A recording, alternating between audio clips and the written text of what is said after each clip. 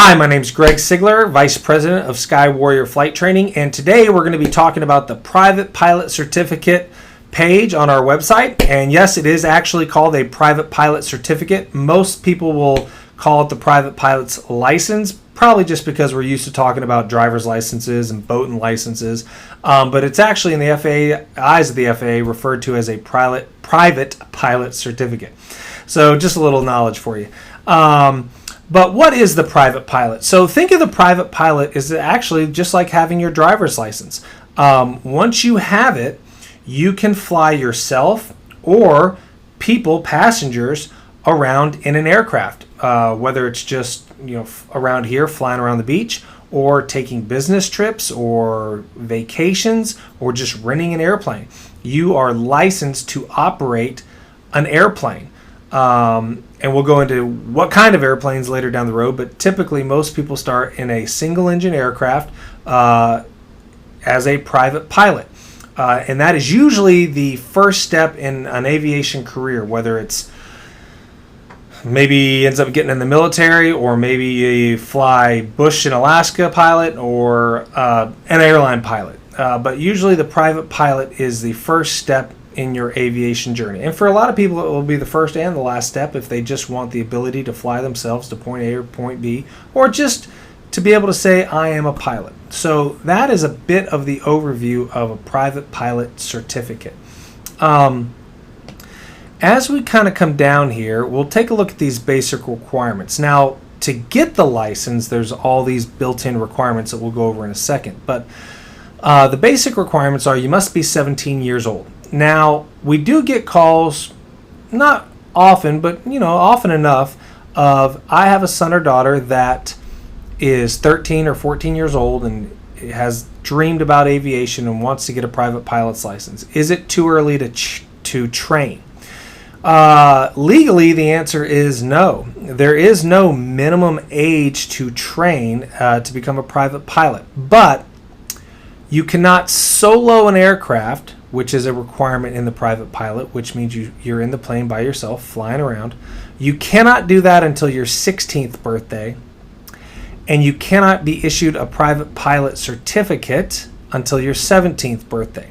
So just keep that in mind with younger people who want to start a career in aviation. Certainly, we would love to help them, and there's other things we can do to make that a fun experience transitioning to when they finally can get a private pilot's license. But just so you know, you want to be conscious, because you don't want to waste any time or money or get started too early when the end goal is on a set date, which is a 17th birthday.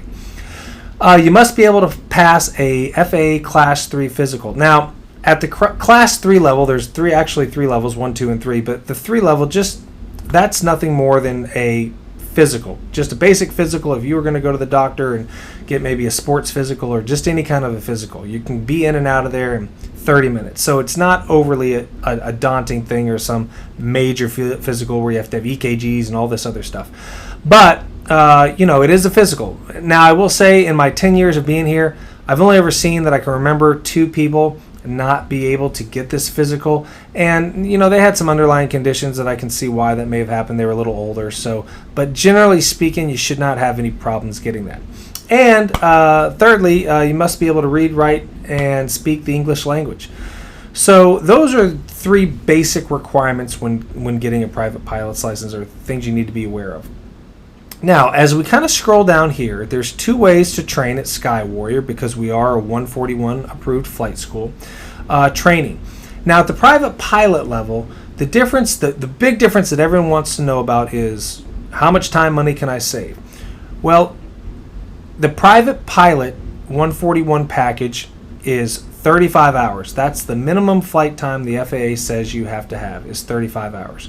With Part 61, it's 40 hours. So you're really only saving 5 hours of flight time and whatever that cost might be, which, to a lot of people could be substantial. Some people may not think much of it.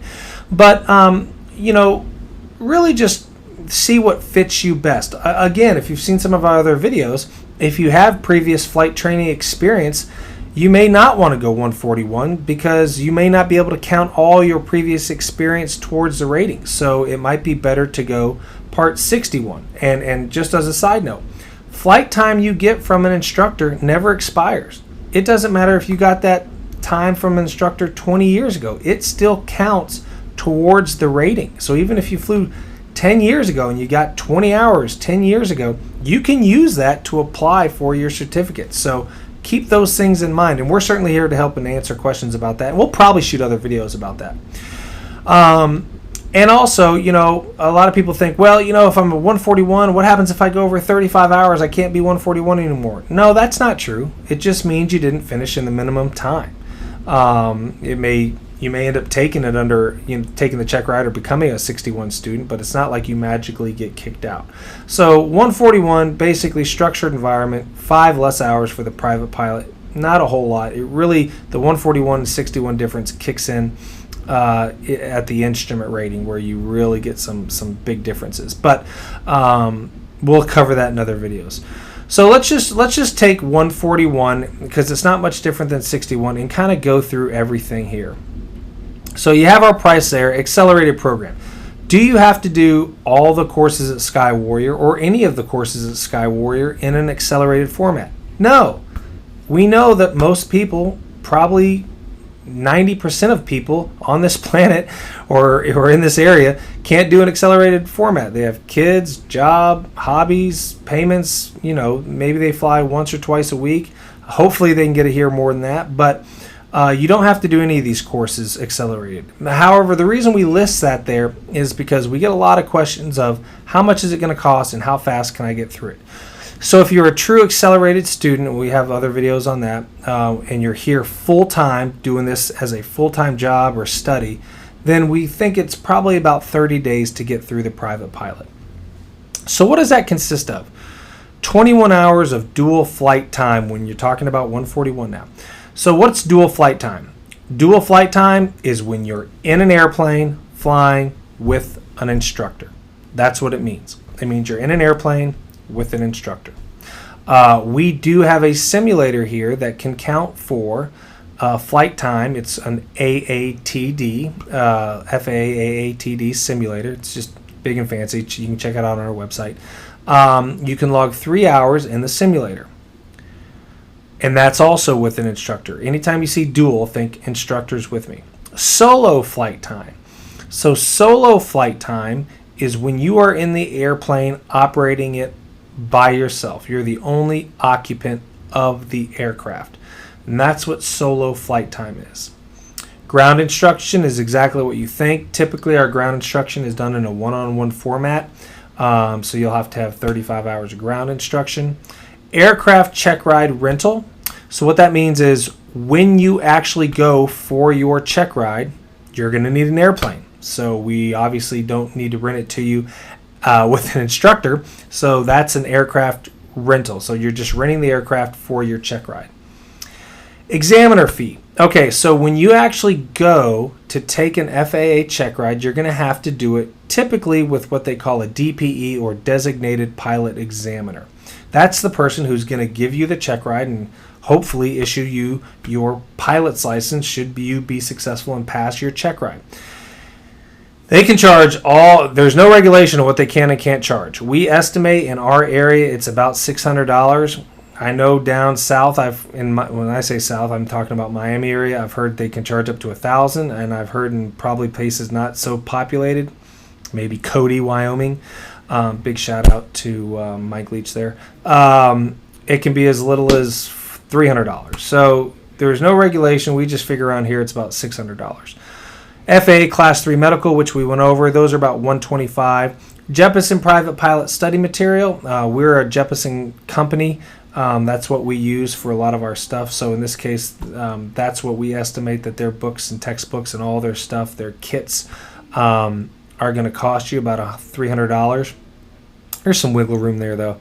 And then what there's no wiggle room on is you will also have to take a written exam. So the private pilot written exam is $160. Actually, all FAA exams are $160. I may have said $50. $160. So again, if you've seen some of the other videos, to get a private pilot's license, much like a driver's license, written test, flight test. So that's the written test.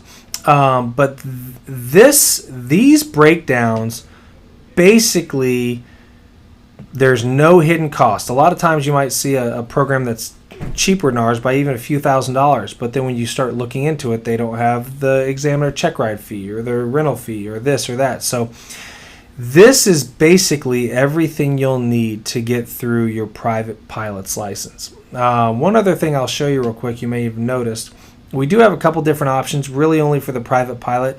We do have some Cessna 150s in our fleet.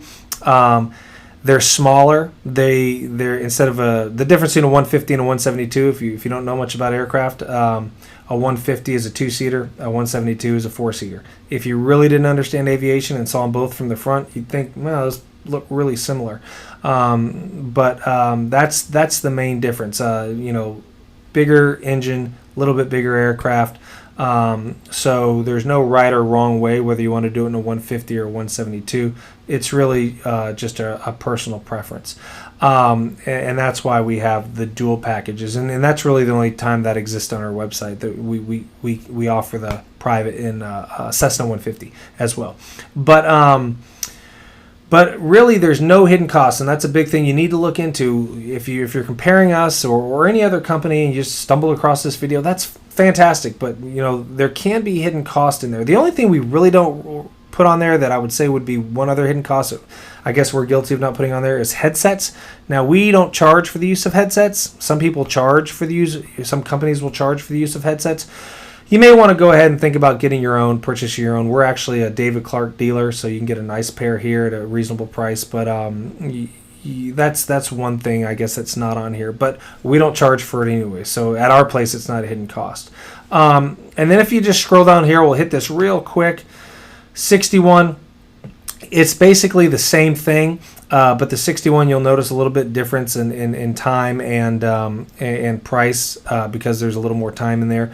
But it's essentially the same program. So hopefully that answers quite a few questions about the private pilot rating. Of course, if you have anything else or any other questions, click that contact us button up there and feel free to email us or call us. We'd love to hear from you and get you down here for flight training. Pensacola is a great town, and we think we have a lot to offer. So I really appreciate you watching this video. Hopefully you made it to the end.